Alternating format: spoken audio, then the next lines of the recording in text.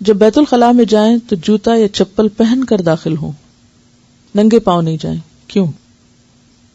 کیونکہ کسی نہ کسی طرح کوئی چھینٹ، کوئی نجاست کے ادھر ادھر گرنے کا، پڑنے کا خدشہ ہو سکتا ہے، اور انسان جب اندر جاتا ہے تو وہ نجاست کیا ہو جاتی ہے، پاؤں کے ساتھ لگ سکتی ہے، اور پھر واپس اگر آپ کمرے میں انہی پاؤں کے ساتھ آ رہے ہیں تو واپس وہ پلٹ کر نجاست کمرے تک آ جائے گی۔ یعنی بعض اوقات بچوں کو آپ نے دیکھا ہوگا کہ فوراً واش روم میں جاتے ہیں اور ادھر ادھر کموڈ بھی گندا کیا اور فوراً باہر نکل آئے، اور کپڑوں کے ساتھ بھی غلاظت لگی ہوتی ہے اور پاکی ناپاکی کا کوئی خیال نہیں رکھتے۔ تو جیسے 7 سال کی عمر میں نماز کے لیے کہا جائے تو 7 ان چیزوں کا بتایا جائے۔ بعض اوقات یہ ہوتا ہے کہ گھر سے باہر جیسے اسکول وغیرہ میں اگر پانی کا انتظام نہیں تو عام طور پر مشکل ہوتی ہے، لیکن پھر بھی کوشش یہی کی جائے، کیونکہ ناپاک جسم کے ساتھ عبادت نہیں ہوتی، ناپاک کپڑوں کے ساتھ نماز نہیں ہوتی، تو اس صورت میں پوری احتیاط کی جائے پاکی حاصل کرنے کی۔ جوتا پہننے سے پہلے جھاڑ لیجیے، خاص طور پر جو لوگ ایسی جگہوں پہ رہتے ہیں جہاں پر بند گھر نہیں ہے اور کیڑے مکوڑوں کے اندر باہر آنے جانے کا خدشہ ہے، کیونکہ جوتا ایک گندی چیز ہے، ایسی چیز ہے کہ جس میں کیڑے مکوڑے جو ہیں وہ آسانی سے جا کر اپنی غذا تلاش کر سکتے ہیں، تو اس لیے جھاڑ کر جوتا پہنیے، خصوصاً اگر وہ بند جوتا ہو تو۔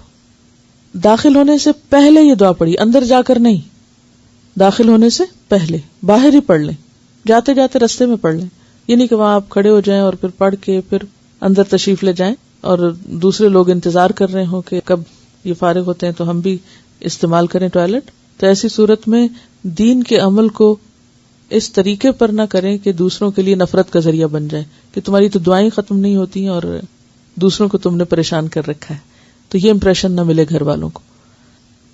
داخل ہونے سے پہلے یہ دعا پڑھ لیجئے، بسم اللہ اللہم انی اعوذ بک من الخبث والخبائث۔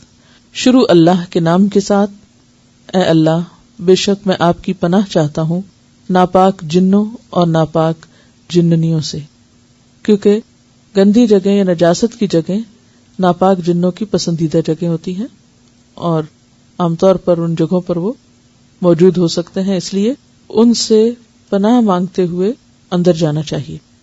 آپ کو معلوم ہے کہ جادو وغیرہ کے جتنے بھی اعمال ہوتے ہیں وہ عموماً گندی چیزوں کے ساتھ ہوتے ہیں۔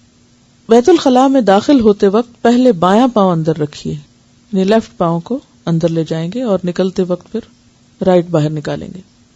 بیت الخلاء سے نکلتے وقت پہلے دایاں پاؤں باہر نکالیے اور باہر آنے کے بعد یہ دعا پڑھیے، غفرانک، آپ سے بخشش طلب کرتا ہوں۔ سوال آپ سے یہ ہے کہ اس وقت بخشش طلب کرنے کی ضرورت کیا ہے؟ کیوں؟ واش روم میں جا کر انسان کچھ دیر اللہ کی یاد یا ذکر سے غافل ہوتا ہے تو باہر آ کر پھر سے بخشش طلب کرتا ہے۔ یہ ہے کہ وہ وقت جو ہمارا ذکر سے خالی گزرے وہ نقصان ہو گیا نا، تو اس کی کمی کو پورا کرنے کے لیے پھر کیا چیز فائدہ مند ہے؟ استغفار۔